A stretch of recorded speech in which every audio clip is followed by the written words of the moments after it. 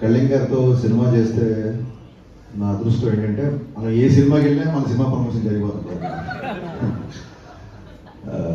First director పక్షపాతిగా trailer చూడగానే నాకు ఫస్ట్ నాని గురించి మాట్లాడు. నాని ఎక్స్ట్రాడనరీ ఉంది ట్రైలర్, సూపర్. అతనే ఎడిటర్ కూడా చెప్పారు.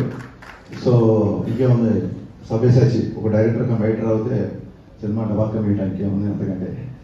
అండ్ ఇందాక చెప్పినట్టు పొలిమేర ఫంక్షన్కి వెళ్ళాను నేను, కామాక్షి అండ్ అనిల్ గారు అప్పుడు పొలిమేర ఫంక్షన్కి వెళ్ళాను. అది పొలిమేర 2 అయింది, 3, 4, 5 కూడా అవ్వచ్చు తెలియదు. అలాగే బీచ్ ధమాకా ఫంక్షన్కి వెళ్ళాను నేను. So the rest is history. Naresh గారితో అండ్ మా విజయ్ నాంది. సో అలాగే అదే ఆ రకంగా చిత్తూరు సీన్ గారికి పవన్ గారికి కూడా అదే సెంటిమెంట్ వర్కౌట్ అవ్వాలని మనస్ఫూర్తిగా నమ్ముతూ ఈ సినిమా పొలిమేరలు దాటి ధమాకా సౌండ్ ఇవ్వాలని మనస్ఫూర్తిగా కోరుకుంటున్నాం. చాలా మా విజయ్ చెప్పినట్టు చాలాసేపు మాట్లాడారు అందరూ. డైరెక్టర్ గారు అఫ్కోర్స్ ఫస్ట్ సినిమా ఎమోషన్, ఆయన కామాక్షి గారు చాలాసేపు మాట్లాడారు, అలాగే మా డైరెక్టర్ గారు. నా ఆశ్చర్యం ఏంటంటే వీళ్ళందరూ కలిసి 2 గంటల సినిమా ఎలా తీశారని. So that is going to be the biggest surprise అని నా feeling. I'm waiting for the surprise. And Ramesh Reddy garu ఎక్స్ట్రాడనరీగా ఉన్నాయి మీ విజువల్స్, సూపర్.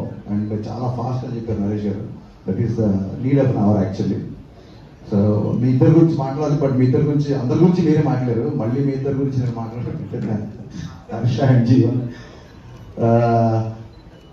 చాలా టైం అయిపోయింది యాక్చువల్గా.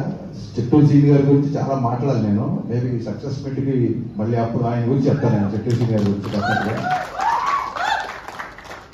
నరేష్ గారి గురించి ఖచ్చితంగా మాట్లాడాలి. నేను ఈవీ గారి సినిమాలు చూసిన తర్వాతే నేను సినిమా రైటర్ అవ్వాలనుకున్నాను. అక్కడి నుంచి నా జర్నీ స్టార్ట్ అయింది. సో పరోక్షంగా నా సినిమాలో ఏమాత్రం ఎంటర్టైన్మెంట్ బాగుంటుందన్నా, పాటలు బాగుంటాయని, ఏమన్నా నా సినిమాలో నచ్చే విషయాలు ఉంటే మటుకు నాకు ఈవీ గారి యొక్క స్ట్రాంగ్ ఇన్ఫ్లుయెన్స్ నా మీద ఉందండి. ఆయనతో రైటర్ అయ్యాక కలిసే నేను ఒకసారి, బట్ ఆయనతో ఎక్కువ టైం ఎప్పుడు స్పెండ్ చేయకూడదు, ఆ రిగ్రెట్ ఎప్పుడు ఉంటుంది నాకు. సో నరేష్ గారి ఫంక్షన్కి నాకు ఎప్పుడైనా ఇన్విటేషన్ వచ్చిందంటే నేను ఇంకా సెకండ్ థాట్ కూడా ఉండదు, నాకు ఇమ్మీడియట్గా వచ్చేస్తాను. ఎందుకంటే నేను డాడీతో ఎప్పుడు టైం స్పెండ్ చేయలేకపోయాను. At least I have that privilege now. Naresh గారితో నాకు ఆ టైం స్పెండ్ చేసే అవకాశం ఉంటుంది. వీళ్ళతో నాకు ఆయన అంటే అంత ఇష్టం. అంటే ఈవీ గారి యొక్క స్ట్రాంగ్ ఇన్ఫ్లుయెన్స్ నా మీద ఉంటుంది.